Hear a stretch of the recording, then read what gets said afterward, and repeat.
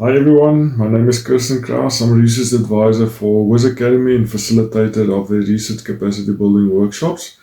Welcome to the Wiz Academy YouTube channel where we empower researchers with tools to excel in their research.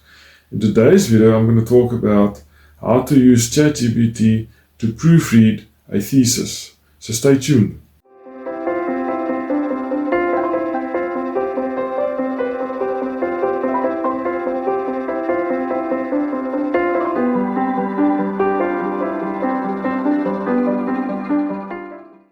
In preparing yourself to use ChatGPT for proofreading academic work, I would say one of the most useful things you can do is to actually experiment with using ChatGPT in a field that you are quite passionate about or that you understand in terms of the facts and the reality. Because if you use ChatGPT in a field that you are passionate about, you will quite easily see how ChatGPT can produce wrong facts or how it's needed to do facts checking with ChatGPT. So that's a really important thing, to experiment with ChatGPT to get to know the limitations and the strengths of using it. Secondly, is to not use ChatGPT to produce references, because most of the references produced by ChatGPT are in fact incorrect. Okay, and you don't want to build your own research on an incorrect or a fake conceptual basis. So those are two very important points. But then in using ChatGPT for proofreading, there's a couple of things that you need to do in preparing yourself. The first is you need to make sure that ChatGPT does not ingest the text or the data that you provided as part of its training data. Now, there are ways to do that, how to set ChatGPT up. It's not part of this video. We can do it at some other point. But the whole idea there is that you might be busy with a very new or interesting scientific claim, and you don't want to feed that into ChatGPT. Secondly, I would say in preparing yourself is that you need to acknowledge your reading and understanding of ethical guidance for using ChatGPT to assist with academic writing. Now, two very useful policies, I would say, on AI and authorship would be the one from the Committee on Publication Ethics, COPE, and then the International Committee of Medical Journals Editors. So studying those and acknowledging your studying of that, your understanding of ethics and ethical use of AI would really be beneficial to persuade your examiner or your reader that you understand the importance of protecting scientific integrity and ethics in science. I would say, when you use ChatGPT for proofreading, it's probably a good idea to have a section early on, let's say in chapter 1, where you indicate how you used generative AI in your thesis. Now, it might be that you use other tools as well for different other things, like, for example, for optimizing statistical techniques or whatever the case may be, and there might be specific tools. So when you use those tools, explain its use early in chapter 1. Then read up, and I would almost say that you need to do a short review of literature on using ChatGPT for proofreading. Look at the benefits, look at the risks, look at the strategies, and then write a short sort of guidance section or a section where you explain the principles that you used in your own thesis for proofreading or for whatever other purpose you used AI for. The thing we know about ChatGPT is it tends to produce vanilla writing, and so it can smother your own style and it can actually misconstrue your own writing.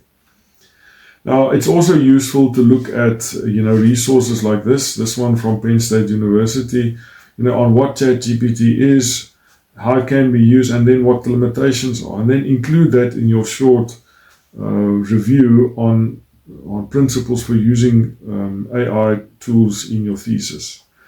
Now, in terms of using it in your thesis, not just using it, but also explaining your use of it, I suggest be very specific. This is really a sort of emerging field.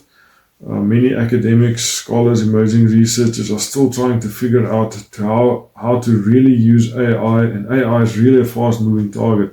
But be very specific. And so my suggestion would be, if you want to craft an argument, craft that scientific argument first.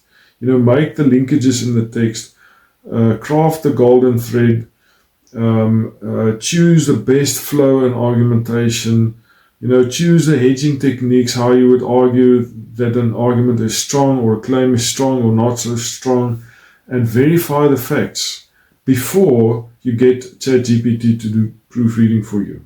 Okay, so you need to get the core of the argument. You only use ChatGPT in the final phases where you want to check language and you want to do editing and that sort of thing. I would also suggest that you indicate which version of ChatGPT you use for different parts. And sometimes it might be that you use the free version for certain things and you might use the paid for version in other things or in other areas. In terms of using it for proofreading, I would strongly advise that you submit small snippets of text at a time, because then you can trace and check the changes. If you submit big pieces of text, it's really difficult to trace the changes that ChatGPT suggests. Now, also, when you do that, show the prompts, in your thesis, show the prompts that you've been using. An example would be proofread this piece of academic text and indicate which changes you made. But when doing that, you can actually then see the new text, and ChatGPT will tell you exactly where it made the changes. And obviously, in some cases, you need to just check those changes, but do that. Record your prompts. I've done a couple of examples. In this case, I used ChatGPT 4. On the left, I've got a piece of text from a paper that I've written a couple of years back with some co-authors. And you'll see on the right-hand side how the text has changed. And so, for example, you'll see there are therefore versus is therefore. That's a correction made by ChatGPT, which is brilliant for me because I tend to make those mistakes. A change that I didn't like you'll see in the last 2 or 3 lines, it says that the role of visual aspects was the original statement, but in the new proofread version, it says the roles of visual aspects, which makes it plural. But I want to keep it singular. In other words, role. So I would reject that suggestion by ChatGPT. In this screenshot here, I'm just showing how the changes have been indicated by ChatGPT. So that's really useful. This example here is the free version, ChatGPT 3.5. Now, there's actually a mistake here. If you look at purposes and agenda, it actually lost the word and agenda. Okay, and so that's a mistake. And so I won't accept that. And then also at the bottom, the same as with the previous example, are versus is. In that case, the free version did a better job at proofreading because it kept my original role of visual aspects as opposed to roles of visual aspects, which we saw in the previous example. So just some examples here. Again, I asked it what changes did you make, and it gave me the list of changes. And I need to then carefully go through each of those, to check whether the proofreading was done correctly and whether I agree. In this example, yes, I did it about a year back using the same piece of text, and ChatGPT 3.5 actually messed it up a bit for me. So in some way, the free version is getting better. Some cases it's better to use a free version, some cases it's better to use a paid for version, but you need to make the judgment call.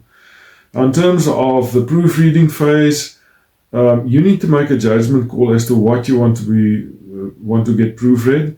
And in some cases, your writing might be fine. Don't proofread everything. You need to make a judgment call, and you can actually make that judgment call as somebody who's been in this research project for a couple of years now. And so only then submit those sections or those paragraphs that you believe need some proofreading. I would also suggest that you indicate, in your thesis, which chapters, sections, and paragraphs were submitted for proofreading and which were not. I would also suggest that you keep record of the original text and all proofing changes in a separate document. It could be like a table. just in case something comes back to you. Where an examiner or a reader says, everything was generated by AI. You can then have record to say, I proofread this. This is the original text. This is the new text. I would also suggest that you keep record of mistakes made by ChatGPT or incorrect suggestions, like I've shown you now in my examples, or suggestions that were missed by ChatGPT, because that also happens. Keep record of that.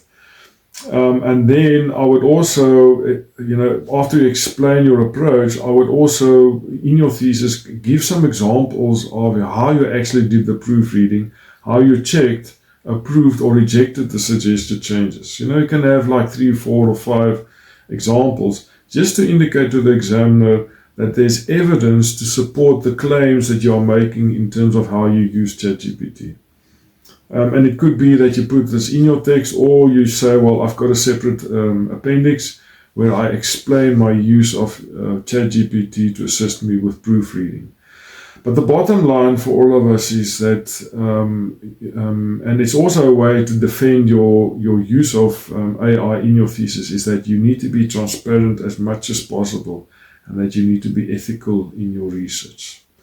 So good luck with using ChatGPT or any AI tool, and enjoy your thesis writing.